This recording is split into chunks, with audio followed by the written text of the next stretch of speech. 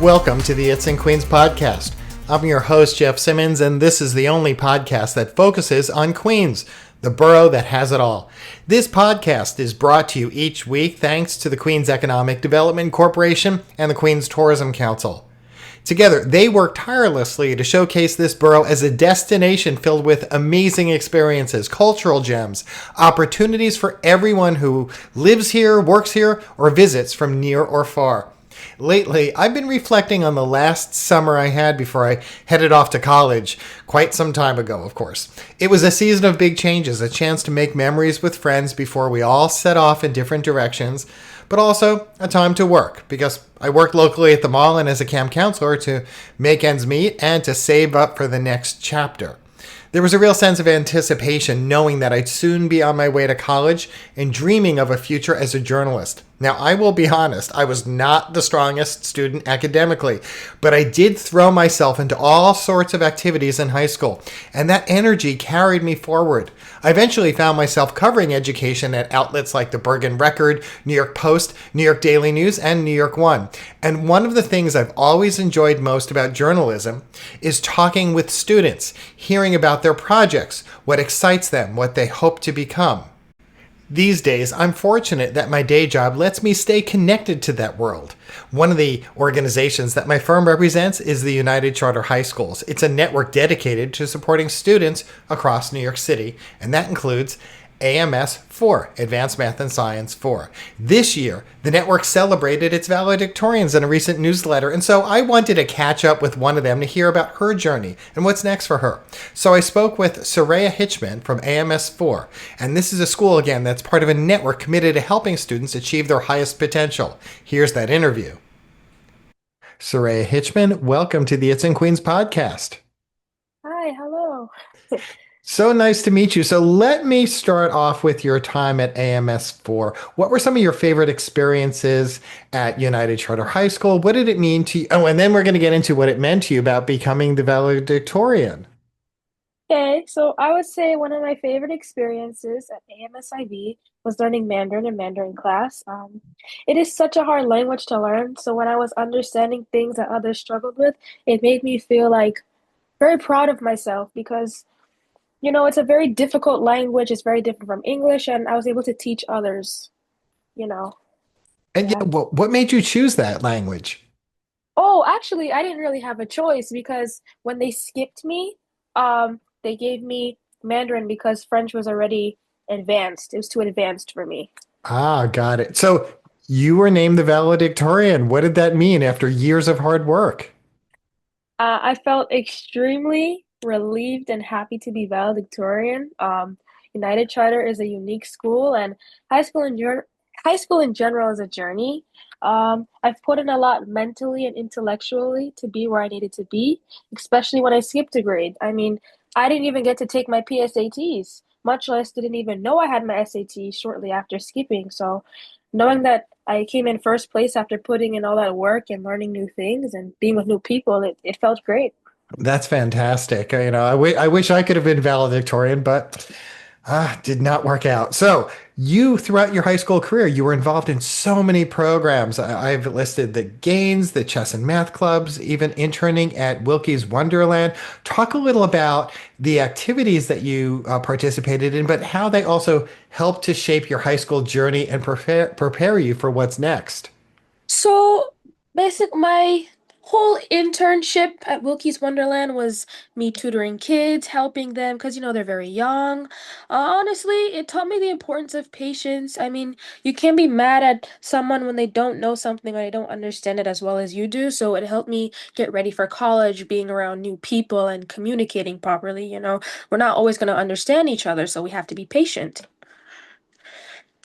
Oh, and Wilkie's Wonderland. I'm not familiar with it. Talk a little about the type of tutoring, the type of work that you did there, and what you learned from mentoring those younger students you mentioned.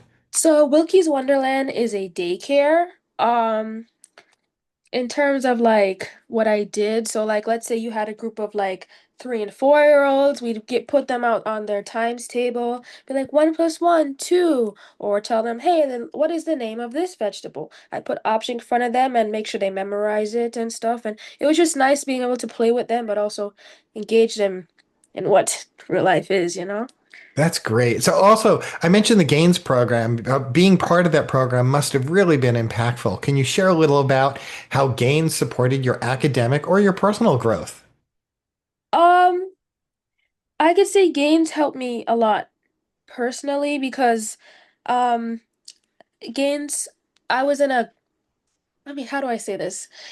Gaines had a lot of like-minded people like me who enjoyed STEM. However, I wasn't really very close with everybody in Gaines, so it helped me adapt to new environments. I found myself often talking to the teacher in Gaines than the students, but I still had a good time, so it helped me, just coexist. And I know how important it is at United Charter High Schools to make sure that students are very civic minded and community minded. That is something that's really ingrained into all of the programming. And you seem to be someone who's deeply committed to your community. So, what advice would you give to other students who are looking to get involved and give back? So I would honestly say do what you like doing as community service.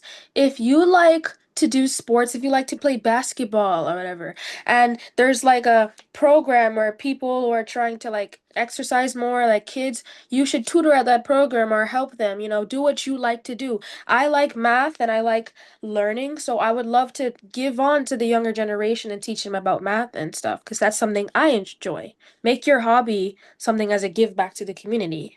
And I was going to ask that actually, what about some of your hobbies are. I mean, it seems like you've been involved in so much. So, what are some of your hobbies? So, okay, some of my hobbies. So, I like to play badminton. I did Wilkies, that was my internship. I like teaching. I like tutoring. I often like to do my own nails. I'm into cosmetics as well. I still practice Mandarin on the side, even though I passed the regents. I still do languages. I do French sometimes. I do Spanish. I like to delve into different areas of learning. That's so impressive. So exciting news. You are going to be heading to Bryant University this fall with a major scholarship. Congratulations. What drew you to Bryant? What do you hope to study there? Well, for starters, Brian offers an accelerated program for the degree I intend to pursue. I plan to major in actual mathematics, and Brian allows me to obtain my bachelor's and master's in 5 years.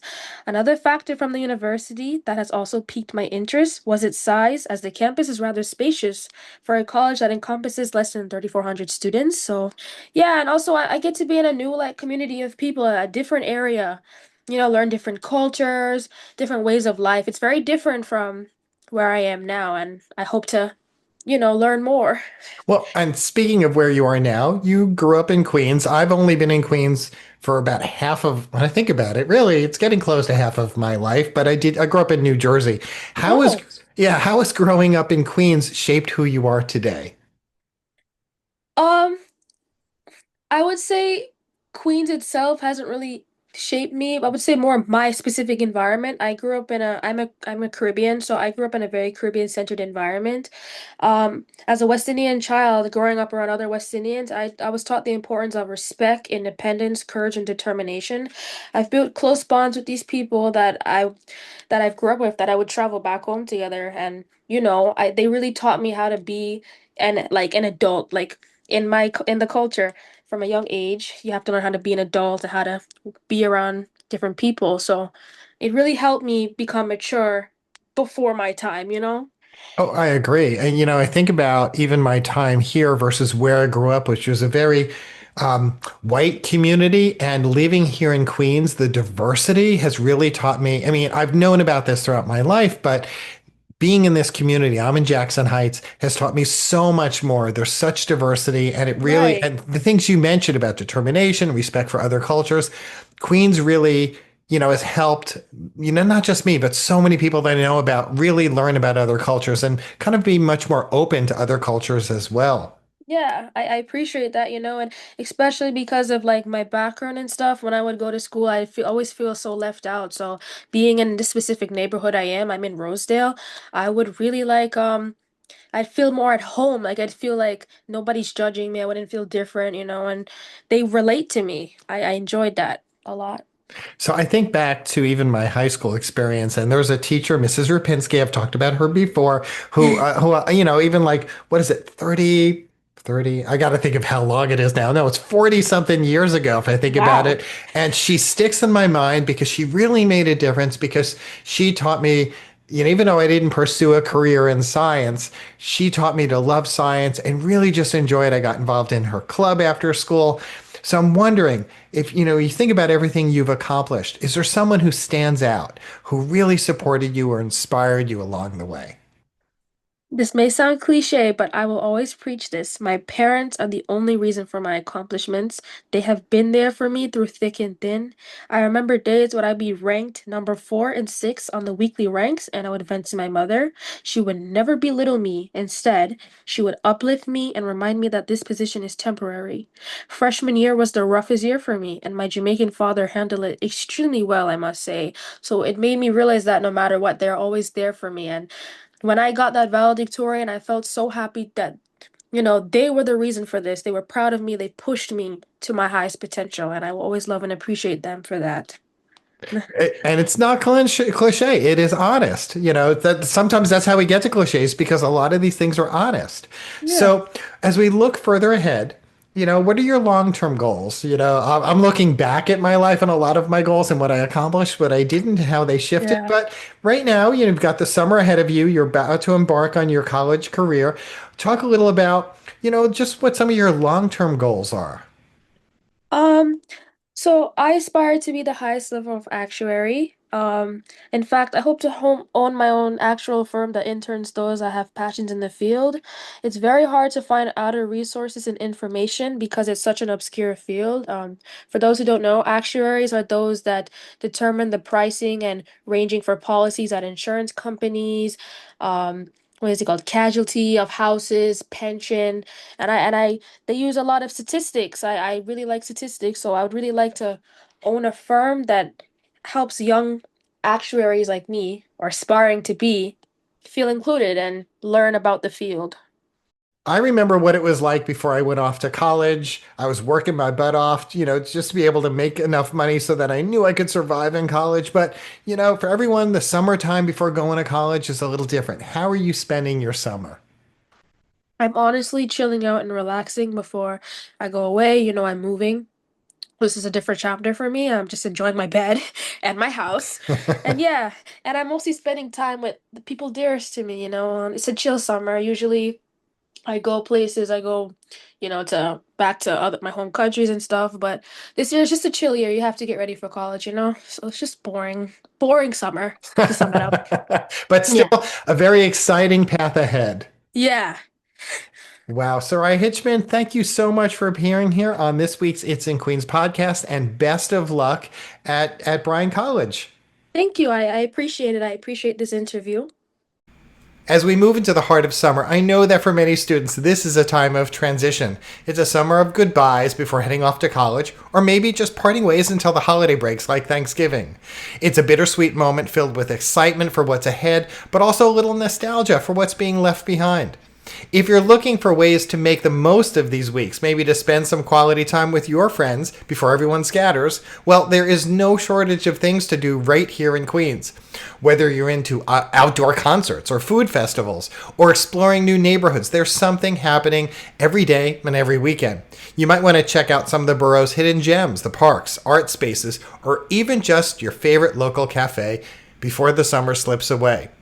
Now, if you're looking for where to go to find out about all these opportunities, you don't have to go far. That is where Rob Mackay comes in. He's with the Queens Economic Development Corporation and the Queens Tourism Council, and each week he highlights some of the more exciting events that are happening in Queens. Here's this week's report. Hi, Jeff. I hope you're ready to party like it's 1863 or thereabouts, because there's a really cool thing going on at the Kingsland Homestead, which is a historical house in Flushing. It's actually where the Queens Historical Society is based. It's a Civil War reenactment.